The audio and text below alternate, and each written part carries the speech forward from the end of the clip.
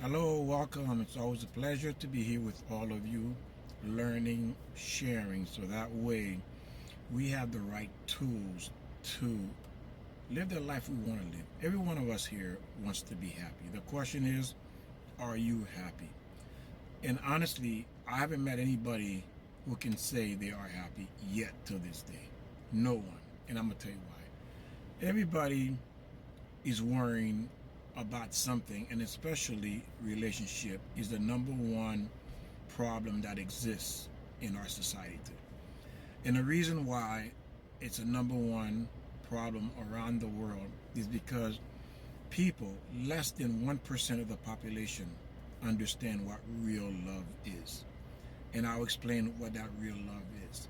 But imagine less than 1%. And the question is, do you fit in that 1%?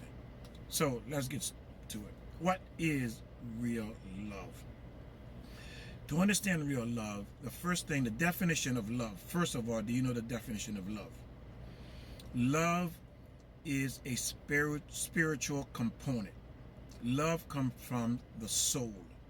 Love doesn't come from nowhere else except from the soul. That's what love is. I know some people will say otherwise, but again, what is God? God is not flesh. What are we? We are flesh and soul.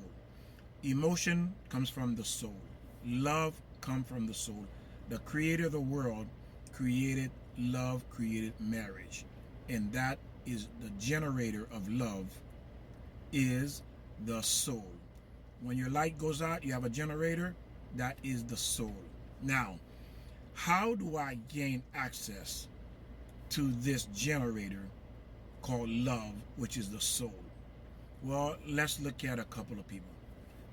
Let's look at Moses, Abraham, Isaac, Yaakov. These men, it took Moses 60 years to work on himself to have the ability for the soul to connect to God. Even though he was in the flesh, in the body, this is how these men were able to say they love and fear God. Because why? They had to push beyond the physical body.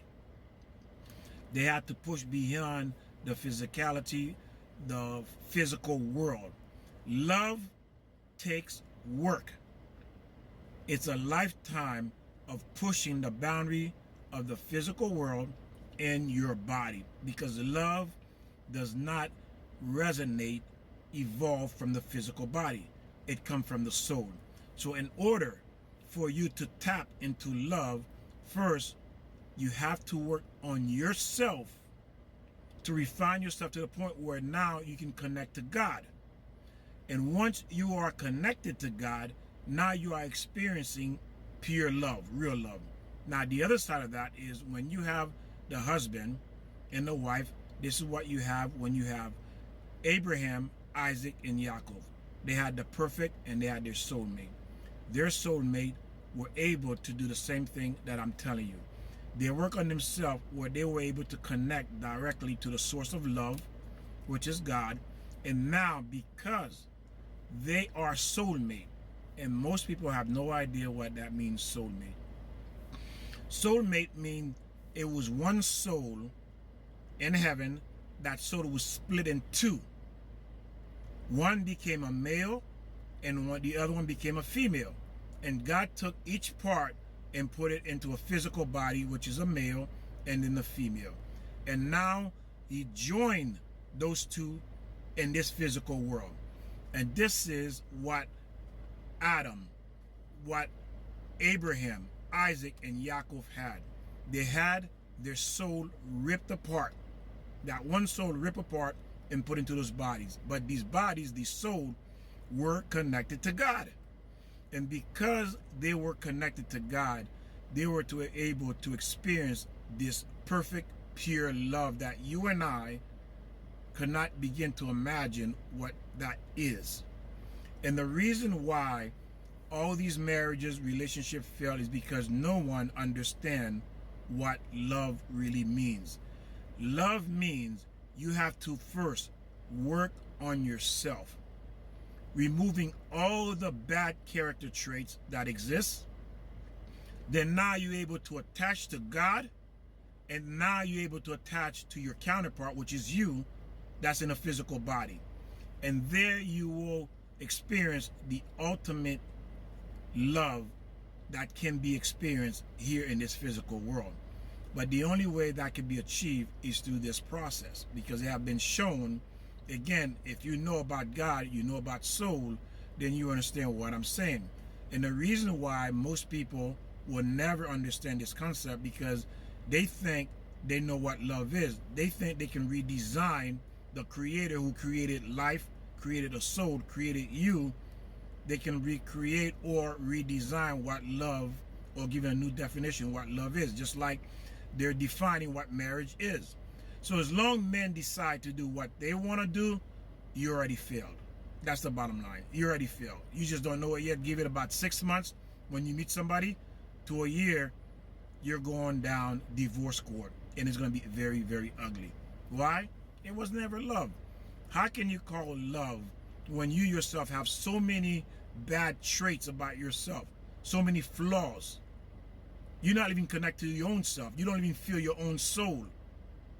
And do you really think you can go and connect to another human being? That doesn't make sense, does it? So, the reason why Abraham, Isaac, and Yaakov had the perfect marriage is because these men and these women understood where love comes from, what they needed to work on in order to tap into that source, into that love. And the only way that can ever be achieved, you first have to work on yourself, removing all your flaws to become that vessel where you remove all these character flaws that becomes a wall, a barrier to experiencing God. If you're nasty, you cheap, you greedy, you're a workaholic, you are into this physical world, you will never tap into love. It's not possible, because love has nothing to do with physicality. The purpose you are in this physical body is to be able to express that love that is coming from the soul outward to your soulmate. So meaning that, let's look at it. Let's say I've worked on myself, which God, thank God I've been doing that.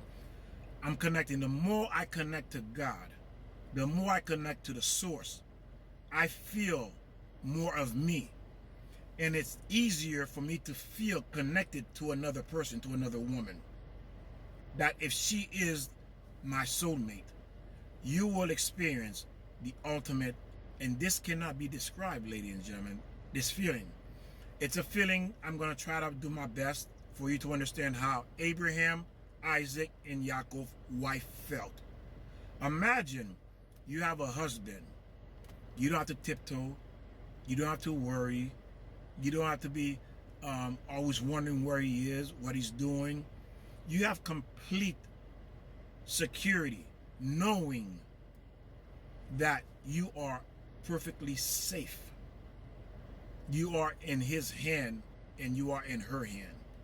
That this person will never ever betray you, or even one day out of 80 years of life make you sad or hurt you. Imagine you with someone for 80 years, they never got you upset, never made you sad, never made you worry, just complete bliss. Constantly every day you're feeling more attachment to this man, to this woman, and you're wondering, are you dreaming?